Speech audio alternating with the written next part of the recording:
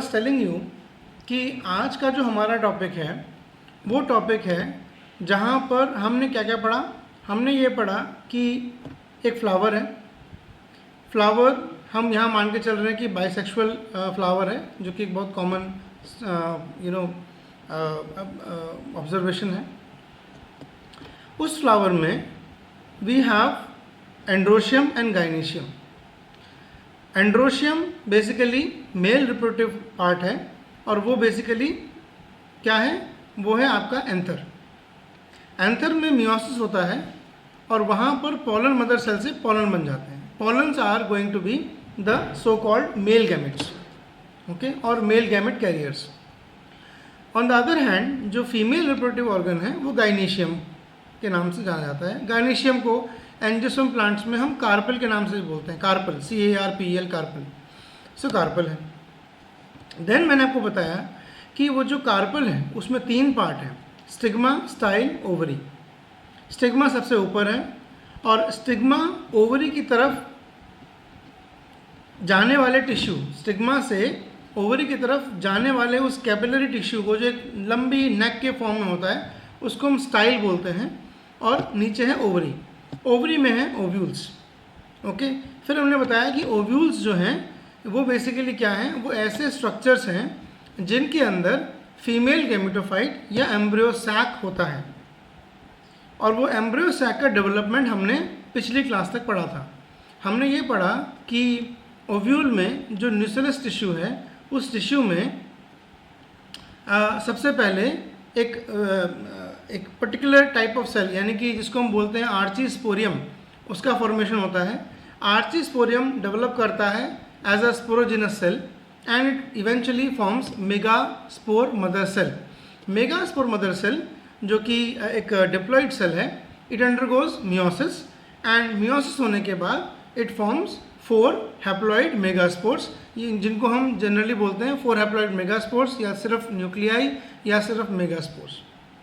फिर मैंने बताया कि ये 4 जो हैप्लॉइड न्यूक्लियाई हैं ये they are going to participate in the formation of embryo sac, लेकिन उसमें क्या होगा कि किसी किसी केस में एक ही स्पोर पार्टिसिपेट करेगा, किसी केस में 2 और किसी केस में 4। फिर मैंने बताया कि उसके बेस पर टाइप ऑफ एम्ब्रियो सैक हमने कैटेगराइज कर रखे हैं इनटू मोनोस्पोरिक, बाइस्पोरिक, टेट्रास्पोरिक। फिर चाहे मोनोस्पोरिक हो, चाहे बाइस्पोरिक हो, टेट्रास्पोरिक हो, they all finally make what is called as embryo sac. वो बनाते हैं क्या है, एम्ब्रियो सैक। एम्ब्रियो सैक में क्या होता है, एम्ब्रियो सैक में माइक्रोपाइलर एंड पर एग होता है, एग अपरेटस होता है, ओके। और साथ में एंटीपोडल सेल्स होते हैं कैलोज़ल एंड में। आपको पता है अब कि ज़रूरी नहीं है कि एंटीपोडल 3 हो, कभी कभी एंटीपोडल 1 भी हो सकता है, कभी कभी एंटीपोडल होते ही नहीं है। सिमिलरली एम्ब्रियो सैक में पोलर न्यूक्लियाई होते हैं, पर ज़रूरी नहीं है कि हर बार 2 ही न्यूक्लियाई होंगे हैप्लॉइड। ये भी हो सकता है कि पोलर न्यूक्लियाई एक ही हो, ये भी हो सकता है कि एक ट्रिप्लॉइड और एक हैप्लॉइड हो सकता है कि मल्टीपल 11-12 सेल्स हों, न्यूक्लियाई हों। उसी तरह से माइक्रोपाइलर एंड पर एग अपरेटस भी काफ़ी वेरी करता है। कहीं कहीं पर एग अपरेटस में you have 1 egg and 2 synergids, कहीं कहीं पर यू हैव 1 एग 1 सिनर्जिड, कहीं पर you have only single egg. All these variations we have covered under the topic type of embryo sac, जहाँ आपने वो पूरा डाइवर्सिटी देखा था मोनोस्पोरिक, बायोस्पोरिक, टेट्रास्पोरिक एम्ब्रियो सैक के हेड्स के अंदर। अब एक बार जब एम्ब्रियो सैक बन गया, ovule is considered as ready, mature या रिसेप्टिव। हम ये मान लेते हैं कि एक बार एम्ब्रियो सैक डेवलप हो गया, एग अपरेटस फॉर्म हो गया, तो now they are ready, receptive and mature to now accept the male gamete and let the male gamete fuse with the egg to produce zygote, okay। तो ये जो phenomena हम पढ़ने वाले हैं इसको हम बोल देते हैं फर्टिलाइजेशन। और इसी फर्टिलाइजेशन में एक और साथ में एक और इवेंट होता है जहाँ पर एक दूसरा मेल गैमेट, दूसरा मेल न्यूक्लियाई आकर के पोलर न्यूक्लियाई से फ्यूज करता है, which we call as double fertilization, okay. तो हमारा जो टॉपिक अगला एम्ब्रियोलॉजी का है वो यही है, fertilization and double fertilization and significance of double fertilization. तो ये जो टॉपिक है, इस टॉपिक में हम क्या पढ़ने वाले हैं कि वो जो एम्ब्रियो सैक डेवलप हुआ है, चाहे जिस भी तरह का हो, मोनो, बाई या टेट्रास्पोरिक, अब उस एम्ब्रियो सैक में पॉलन ग्रेन के अंदर जो मेल गैमेट्स हैं, जो मेल न्यूक्लियाई हैं, जो स्पर्म न्यूक्लियाई है, that is going to come through the micropylar and and fuse with the egg as well as the polar nuclei to complete the step of fertilization. तो इस particular topic में हम कुछ बातों के बारे में डिस्कस करेंगे। वो बातें क्या क्या हैं? सबसे पहला है फर्टिलाइजेशन के अंडर, जिसको हम बोलते हैं fusion of male and female gametes. सबसे पहले पढ़ेंगे pollination. What is pollination? Pollination क्या होता है? Basically landing, bursting of the anthers, anther का फूटना और उसमें से पॉलन्स का निकलना, और पॉलन का निकल करके अपने ही स्पीसीज के फ्लावर के स्टिग्मा पर लैंड करना, पॉलन का स्टिग्मा की सरफेस पर लैंड करना इस pollination.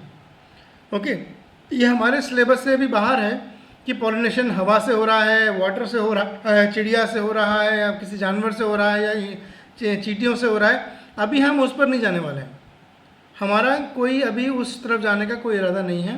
But pollination is by any means, किसी भी एजेंसी से, विंड, वाटर या एनिमल या चिड़िया या कीड़ा या कोई और एजेंसी हो, but landing of the pollen is pollination.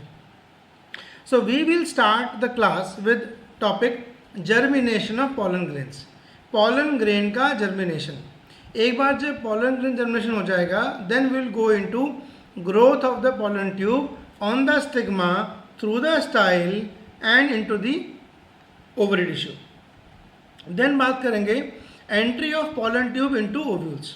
Okay, कि ओव्यूल में पॉलन ट्यूब जो है एंटर करती है। एंड देन हम बात करेंगे entry of pollen tube in the embryo sac. जैसे स्लाइड में लिखा हुआ है, जहाँ पर क्या होगा, what will happen is that the pollen tube will basically go into the embryo sac. उसके बाद क्या स्टेप क्या है?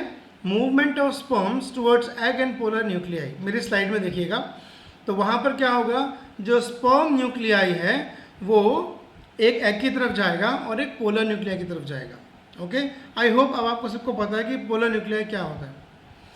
देन होगा फ्यूजन ऑफ गैमेट्स, मेल और फीमेल, एग और स्पर्म का फ्यूजन होगा, जिसको हम बोलेंगे fertilization, which is the topic, right.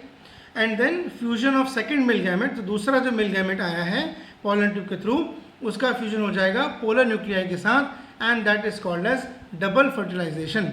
ये एंजियोस्पर्म प्लांट्स का बहुत यूनिक कैरेक्टर है और ये कहीं और देखने को नहीं मिलता है, केवल एंजियोस्पर्म में देखने को मिलता है। And you should know that जिस साइंटिस्ट ने इस पर्टिकुलर फिनोमिना डबल फर्टिलाइजेशन की डिस्कवरी की थी, जिसने रिपोर्ट किया था, he was awarded Nobel prize. उसका नाम था N.S. Navashin. Okay, he got the Nobel prize for this discovery कि डबल फर्टिलाइजेशन एक इवेंट होता है जिसमें you have formation of endosperm. आप बादाम में जो खाते हो दैट इज एंडोस्पर्म, आप काजू में जो खाते हो दैट इज एंडोस्पर्म। ओके, सो ये टॉपिक हम आप पढ़ने वाले हैं और इसी सीक्वेंस में पढ़ेंगे। मैं पॉलिनेशन के बारे में ज़्यादा बात नहीं करूँगा, बिकॉज पॉलिनेशन में हमारे पास बताने के लिए ज़्यादा कुछ है नहीं अभी राइट नाउ, बिकॉज सिलेबस में मेंशन नहीं है। So I will start with germination of pollen grains. Okay, so हमारा जो ओवरव्यू रहेगा इस क्लास का वो यही रहेगा कि जो अगर आप मेरी स्लाइड देख पा रहे हैं तो सबसे पहले जो पिक्चर मैंने लगाई है, ये पिक्चर क्या है, बेसिकली एक फ्लावर का लॉन्गिट्यूडनल सेक्शन है, लंबवत काटा हुआ है ब्लेड से एक फ्लावर को। फ्लावर में सेपल पेटल हम नहीं दिखा रहे हैं, हम क्या दिखा रहे हैं, ये है कार्पल, यानी कि फीमेल रिप्रोडक्टिव ऑर्गन दिखा रहे हैं, जिसमें सबसे ऊपर आप देख पा रहे हैं स्टिग्मा, और फिर देख पा रहे हैं स्टाइल, और फिर देख पा रहे हैं आप द ओवरी। सो इस स्टिग्मा पर ये जो आप देख पा रहे हैं ऊपर, these are basically pollens which are germinating. They are germinating, producing pollen tube, और ये pollen tubes they are moving downwards towards the ovule, towards the embryo sac through a tissue called as style. तो ये जो tissue है ना, इसको बोलते हैं स्टाइल। तो स्टाइल से pollen tube जो है वो पास हो रही है, it will undergo, it will basically go inside and eventually वो ओवरी टिश्यू से होती हुई ओव्यूल में माइक्रोपाइलर एंड की तरफ वो बढ़ेगी और वहाँ बढ़ने के बाद पोलन ट्यूब में से 2 sperm nuclei will be release into the embryo sac and वहाँ पर जाकर के एक स्पर्म जो है एग के साथ और एक स्पर्म जो है वो पोलर न्यूक्लियाई के साथ फ्यूज कर जाएगा and this will complete fertilization. तो पूरे इस टॉपिक का जो एक जर्नल डायग्राम है वो ये डायग्राम है जहाँ पर पोलन स्टिग्मा पर लैंड करेगा, पॉलिनेशन, पोलन स्टिग्मा पर जर्मिनेट करेगा, पोलन ट्यूब बनेगी, दैट इज जर्मिनेशन, फिर पोलन ट्यूब ग्रो होगी, that is pollen tube elongation, उसके बाद वो पोलन ट्यूब आगे चल करके ओवरी टिश्यू से होती हुई एम्ब्रियो सैक तक पहुंचेगी, that is basically pollen tube elongation and entry into embryo sac. Then embryo sac में पोलन ट्यूब में से स्पर्म न्यूक्लियाई निकलेगा, that is release of sperms and then fusion of the sperms with egg and pollen nuclei and that will complete the fertilization as well as double fertilization. So